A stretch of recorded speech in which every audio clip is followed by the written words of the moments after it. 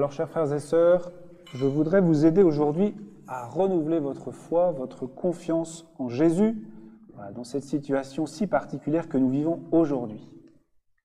Alors, je vous invite à prendre des notes, si vous voulez. Ça peut vous aider à garder quelque chose de cette messe pour votre semaine, quelque chose sur lequel vous pouvez revenir. Ça peut être aussi une parole de ces lectures qu'on a entendues, que je ne vais pas forcément commenter, mais qui vous a touché vous. Alors on a entendu au début de cet évangile cette belle parole de Jésus, que votre cœur ne soit pas bouleversé. Que votre cœur ne soit pas bouleversé. Est-ce que vous connaissez le contexte de cette parole? Quand on reçoit un texte de l'évangile, quand on médite un texte de l'évangile, en fait, il faut toujours resituer ce passage dans le contexte, là où il se trouve dans l'évangile. Déjà, on est dans l'évangile de Jean. Je ne sais pas si vous avez remarqué, mais depuis Pâques, nous lisons tous les dimanches l'évangile de Jean. Et nous sommes dans le contexte du dernier repas de Jésus, la veille de sa passion, la veille de sa mort. En Jean, vous savez, il n'y a pas l'institution de l'Eucharistie, mais Jésus lave les pieds de ses disciples. Et puis après, il fait cette annonce terrible à ses disciples. L'un de vous me livrera. Et puis après, il fait ses adieux. Il leur dit, mes petits enfants, je n'en ai plus longtemps à être avec vous. Vous me chercherez, mais là où je vais, vous ne pouvez pas venir. Et puis alors Pierre lui répond, mais où vas-tu? Et Jésus lui dit, là où je vais, tu ne peux pas me suivre maintenant, tu me suivras plus tard. Alors Pierre lui demande, mais pourquoi est-ce que je ne peux pas te suivre maintenant? Je donnerai ma vie pour toi. Et Jésus lui rétorque, tu donneras ta vie pour moi? En vérité, le coq ne chantera pas que tu m'aies renié 3 fois. Et puis Jésus dit cette parole que l'on vient d'entendre, que votre cœur ne soit pas bouleversé. En fait, on comprend que les disciples soient bouleversés. Ils ont de quoi être bouleversés. Jésus leur annonce qu'il va partir, qu'il va les quitter. Il leur dit qu'ils ne peuvent pas le suivre là où il va. Il leur annonce que l'un d'entre eux, de ces 12 qu'il a choisis, qui l'ont suivi depuis le début, l'un des 12 va le livrer. Et puis Pierre, qui a cette fougue, disant « Mais moi je te suivrai où tu iras », Jésus lui dit « Tu ne pourras pas, tu vas me renier 3 fois. » On comprend que les disciples puissent être bouleversés par ce que Jésus vient de leur dire. Qu'est-ce qui se passe dans leur tête? Sans doute ils ont peur. Mais ils comprennent que Jésus va sans doute mourir. Alors si lui meurt, alors qu'est-ce qui va nous arriver à nous? Qu'est-ce qui va se passer maintenant? Nous, on l'a suivi, on a tout donné, on a tout quitté pour le suivre, et il s'en va. Et on ne peut même pas le suivre là où il va maintenant. Ils ne comprennent pas, ils ont peur. Bon, vous aussi, vous êtes bouleversés, peut-être, par cette situation que l'on vit en ce moment. Demain, c'est la sortie plus ou moins de ce confinement, en tout cas pour certains. D'autres vont plus devoir rester chez eux, parce qu'ils sont âgés ou parce qu'ils sont fragiles. Peut-être vous êtes plein de peur, peut-être vous ne comprenez pas aussi ce qui se passe. Vous avez peur d'attraper ce virus, vous avez peur de le transmettre à d'autres, vous avez peur de mourir. Et puis autour de vous, vous êtes sans doute confrontés à des gens qui sont dans les angoisses, qui ont peur, qui sont bouleversés aussi.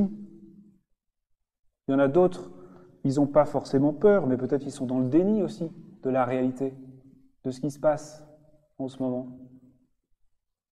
Parce qu'ils ne veulent pas voir en face aussi les choses. Il y en a d'autres qui ne comprennent pas que toutes ces contraintes que nous met l'État. Certains y voient un complot même, où les gouvernements profitent de cette situation pour aller contre nos libertés. Vous savez, il y a tout dans les journaux. On lit tout et son contraire. Il y a tous les avis, il y a toutes les peurs, rationnelles ou irrationnelles. Et voilà, chacun réagit avec ce qu'il est. Et on n'a pas à se juger les uns les autres. Mais la question, c'est que vous dit Jésus aujourd'hui, dans cette situation que vous vivez? Eh bien, la première chose qu'il vous dit, c'est que votre cœur ne soit pas bouleversé. Jésus, aujourd'hui, veut vous rassurer, veut apaiser votre cœur. Il veut vous donner cette paix du cœur, cette confiance. Et encore une fois, sa parole, elle est vivante, donc elle fait ce qu'elle dit. En entendant cette parole, en l'accueillant en vous, vous recevez cette paix, cette confiance. Que votre cœur ne se trouble pas, ne soit pas bouleversé. Alors je vous invite à accueillir cette parole de Jésus aujourd'hui. C'est un cadeau pour vous et aussi pour tous ceux qui vous entourent à travers vous, parce que vous êtes appelés, vous, chrétiens, disciples de Jésus, à témoigner de cette paix que donne le Christ par votre manière de vivre cette situation aujourd'hui. Différemment de ceux qui, autour de vous, ne sont pas disciples de Jésus, n'ont pas cette paix que lui seul peut donner. Cette paix, vous ne la trouverez pas en lisant les journaux ou en regardant le journal télévisé. Vous la trouverez en écoutant Jésus vous parler. Vous murmurez, que votre cœur ne soit pas bouleversé. Pensez-vous que la situation que vous vivez aujourd'hui soit pire que celle que vivaient les disciples le soir du jeudi saint? Il va arriver un truc à leur maître, là, ils ont suivi pendant 3 ans. On sent toute la tension qu'il devait y avoir dans leur cœur à ce moment-là. Un des leurs va le livrer, un des leurs va le trahir. Ils avaient de quoi être dans les angoisses, avoir peur de mourir. Mais Jésus leur dit cette parole. Alors vous aussi, comme les disciples, moi je crois que les disciples ont accueilli cette parole, ont accueilli cette paix ce soir-là, malgré tout. Que votre cœur ne soit pas bouleversé. La deuxième chose que Jésus vous dit, il vous appelle à la foi. Et il vous donne ce double commandement qui en réalité n'en font qu'un. Croyez en Dieu, croyez aussi en moi. Croyez en Dieu, croyez aussi en moi. Croire en Dieu le Père et croire en celui qui a envoyé son Fils Jésus. C'est le même acte de foi, parce que Jésus dit « Je suis dans le Père et le Père est en moi ». Croire en Dieu, c'est croire en celui qui l'a envoyé. Et qu'est-ce que ça veut dire, croire en lui? Qu'est-ce que ça veut dire, croire en Dieu, croire en Jésus? Ça veut dire croire qu'il ne va pas vous laisser tomber et vous abandonner. Il a préparé une place pour vous auprès de lui. C'est ce qu'il dit aujourd'hui. Chacun, vous avez une place réservée auprès de Jésus, afin que là où je suis, dit Jésus, vous soyez, vous aussi, avec moi. Et où est-ce que Jésus est? Où est cette place qui vous est réservée?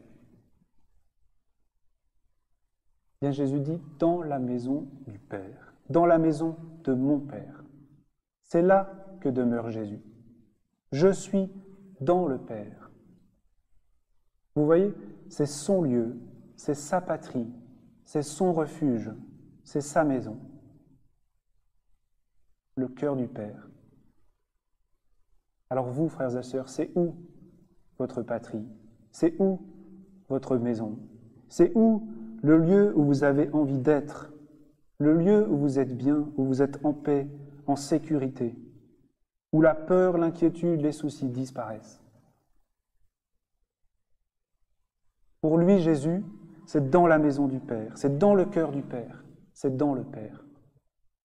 Et en fait, aujourd'hui, il vous dit à vous aussi, comme à ses apôtres ce soir-là, votre maison, votre patrie, votre refuge, c'est la maison du Père, c'est le Père. Et moi, Jésus, je suis venu dans le monde pour vous conduire dans le Père, pour vous emmener avec moi dans le cœur du Père. C'est le but, c'est l'objectif de votre vie. C'est votre patrie. Saint Augustin, connaissez sans doute cette parole magnifique, dit « Tu nous as fait pour toi, Seigneur, et notre cœur est sans repos tant qu'il ne repose en toi. » Tu nous as fait pour toi, Seigneur, et notre cœur est sans repos tant qu'il ne repose en toi. Vous voyez, c'est la révélation fondamentale que Jésus vous fait et qu'il fait à tout homme, à laquelle vous pouvez adhérer ou que vous pouvez refuser. Le but de votre vie, l'objectif de votre vie, c'est d'être auprès de Jésus, dans la maison du Père, dans le cœur du Père. En fait, vous avez deux désirs fondamentaux parce que vous êtes humain et donc composé d'un corps et d'une âme. Premier désir, vous désirez la vie. Votre corps veut vivre. Vous ne voulez pas mourir.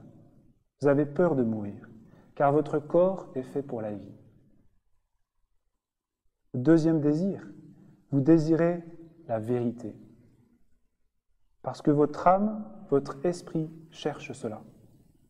Vous ne voulez pas être trompé. Vous ne voulez pas, personne d'entre vous, aucun d'entre vous ne veut être qu'on lui mente.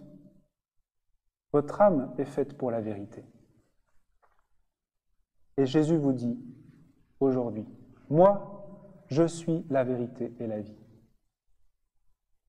Donc Jésus est ce que notre être tout entier désire, la vie et la vérité. Pour saint Augustin, Jésus dit cela, je suis la vérité et la vie, parce qu'il est Dieu. Et c'est ce qu'il a en commun avec le Père. Le Père et le Fils partagent la même divinité. Ensemble, ils sont Dieu. Ensemble, ils sont vérité et vie.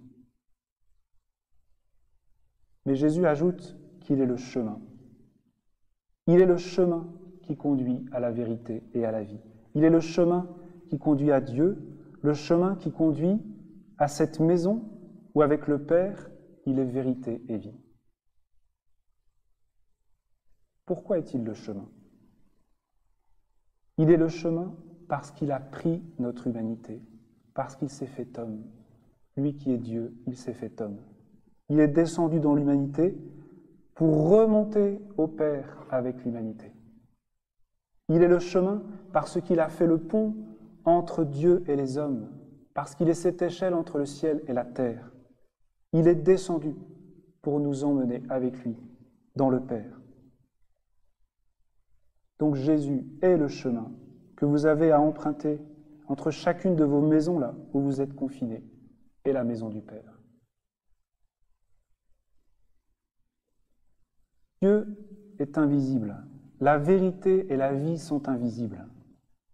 Mais lui, le Fils, parce qu'il s'est incarné, il a rendu visible Dieu. Il a rendu visible la vérité. Il a rendu visible la vie. Alors Philippe lui dit, Seigneur, montre-nous le Père, cela nous suffit. Alors d'abord, il faut dire bravo à Philippe, parce qu'il a compris que le but de sa vie, c'est de voir le Père.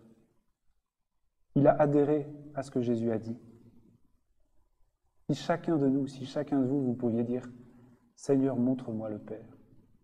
Moi, je sais que je ne sais pas si c'est le désir fondamental de mon cœur. Il y a tellement de choses qui nous encombrent, il y a tellement de choses qu'on cherche, alors que l'essentiel est là. Voir le Père.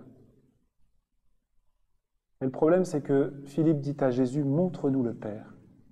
Il n'a pas compris que Jésus n'a rien d'autre à montrer, n'a rien d'autre à révéler que lui-même, puisqu'il est Dieu, parce que le Père est en lui. Et donc, il le montre, le Père. Lui dire « montre-nous le Père », c'est ne pas comprendre qui il est. Il rend visible le Père. Avec le Père, il est la vérité et la vie. En lui, Jésus, la vie est manifestée. La vie éternelle dans nos corps, parce qu'il est ressuscité. Et en lui, Jésus, la vérité est dévoilée, car il ne peut pas nous tromper. Sa parole est vérité, car il est ressuscité. La résurrection est la preuve qu'il est la vie et qu'il est la vérité. En lui, Jésus, Dieu s'est rendu visible à nos yeux. Celui qui m'a vu a vu le Père. Alors, frères et sœurs, aujourd'hui, Jésus vous appelle à renouveler votre foi en lui. Il est le chemin, la vérité et la vie. En lui seul, il y a tout ce que vous désirez. En lui, il y a l'antidote à cette épidémie de peur. En lui, il y a l'antidote aux mensonges et aux fake news. Le but de votre vie, c'est de rejoindre la maison du Père, et il est le seul chemin pour y aller. Alors comment renouveler aujourd'hui votre foi en Jésus?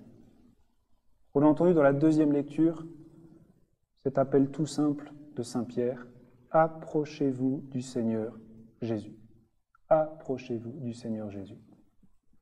La foi, vous voyez, c'est concret et ça passe par le corps, ça passe par les sens.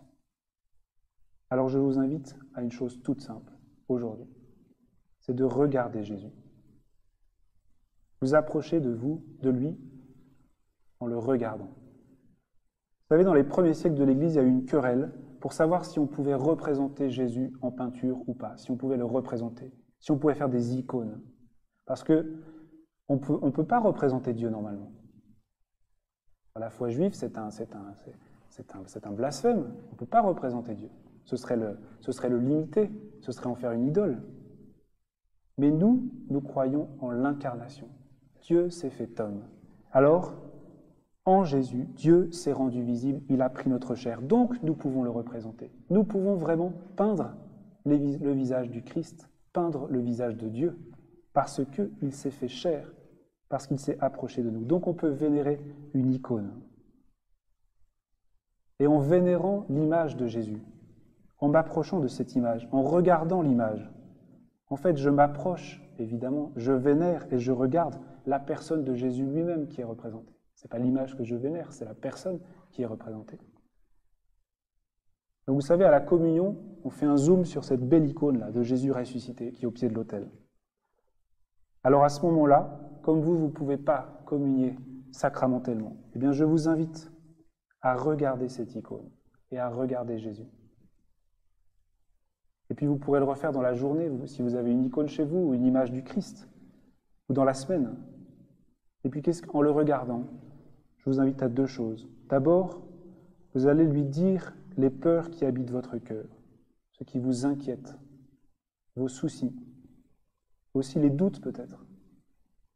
Tout ce qui habite votre cœur aujourd'hui, vous allez lui dire. Et vous allez le laisser vous redire que votre cœur ne soit pas bouleversé. Croyez en Dieu, croyez aussi en moi. Et puis la deuxième chose, en le regardant, je vous invite à lui dire avec vos mots, mais Jésus, je crois en toi. Jésus, tu es la vérité et la vie. Tout ce que je cherche est en toi. Et tu es le chemin qui me conduit au Père. Je crois en ta parole. Je crois que le but de ma vie, c'est d'être dans le Père. Je n'ai peur de rien parce que tu m'y conduis. Amen.